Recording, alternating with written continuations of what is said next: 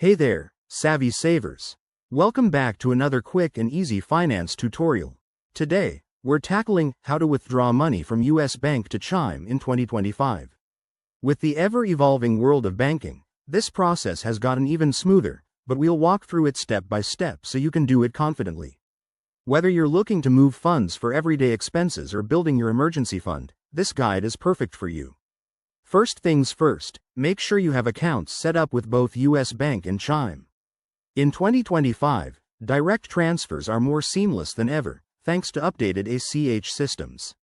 Start by logging into your US Bank app or website. If you're on mobile, open the app and enter your credentials securely. Once you're in, navigate to the Transfers or Move Money section. Here, you'll need to add your Chime account as a recipient. Don't have it linked? No worries. Just select the option to add an external account. You'll be prompted to enter your Chime account and routing numbers, which you can find in your Chime app under Account Settings. Double-check these details to avoid any hiccups. Next, specify the amount you want to withdraw or transfer.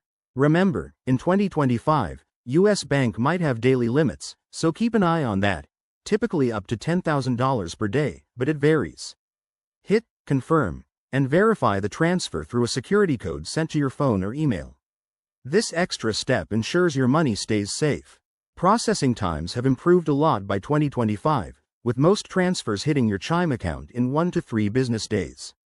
Keep in mind, there might be a small fee for external transfers, so check your US Bank's fee schedule beforehand.